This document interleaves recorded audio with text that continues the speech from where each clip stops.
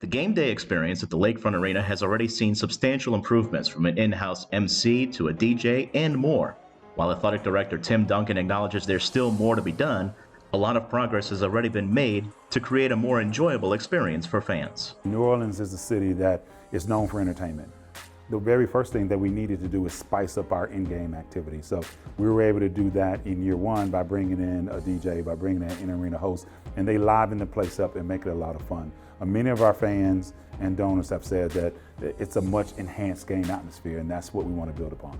In the non-conference, go and play the Power 5 teams and, high major teams. They have an announcer who announces their guys coming off. It brings more energy to the people that's in the stands and to the bench of the guys coming out and just us just being ready to play, to show out in front of our home fans. For one, doing the introduction for the starting five was probably my most exciting moment of every game, and I definitely practiced that before I did it the first time. Before I even had the names of the players, I was just practicing saying people's names. Like I would say my mama's name, she'd call, I'd be like, "Mother, standing at 5'7", But just when I came here to the arena the first time when it was empty before I started, I realized how big it was and how I would have to use my voice to fill it up and make it seem like it's a lot of people here and just give people that full arena experience, so to speak. So it really was just a bunch of vocal exercises, and at the same time, also not letting the size of the arena intimidate me. I have a big personality, but I didn't think I could fill an arena. And just loosening up and just making my voice and my personality just fill every seat best I can. The music get us hyped up. The music get us going. DC, he get us going. But since we have them, they just make everything better for us. The music, that music really get us going, and DC hyping us up, it really get us going. For the most part, I will say this. I try to stay up on whatever the newest music is because the kids are so young, so I try to stay up on that. I tend to pay attention to what the audience reacts to outside of the music that I play for them. But as far as like the process with the players, most of the time sometimes they actually tweet me, "Can you play this next game?"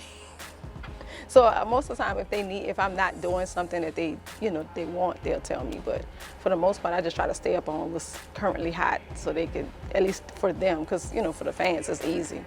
I mean, I definitely read the script, and like I remember last season, I used to be able to stand on the floor and look out at the arena and see like what type of energy I need to bring depending on what size the crowd is, how many of the away teams fans have come to the arena.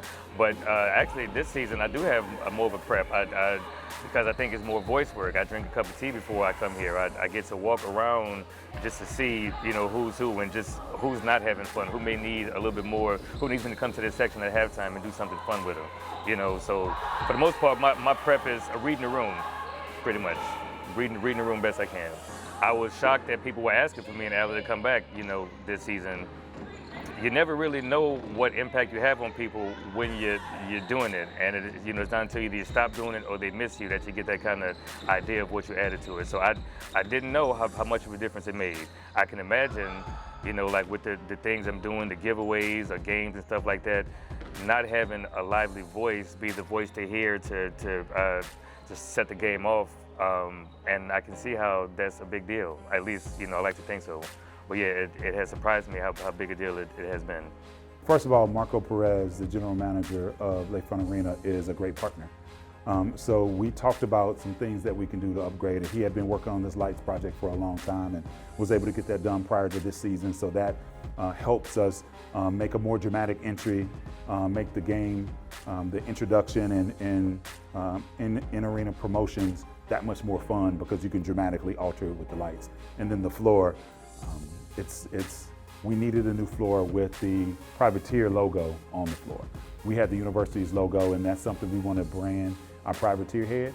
So changing the floor, making the surface unique, I think that really embraces what we want to do and show that New Orleans basketball is a player on the national stage. And I'm really pleased that we were able to design it in-house from Shane Benegas. He did a great job of designing the floor, and now we have something that we can be proud of. If we can enhance that experience for our fans, which makes it a more raucous area, which makes them more hyped to play the games, then we're doing our job. So there are a few more things that we need to do in there. We're going to need help with the center hung scoreboard here shortly, and probably some new sound to go with that scoreboard. So that's some things that we still need to do, but we've come a long way, but we still have a long way to go. But I'm excited about the prospects for the future.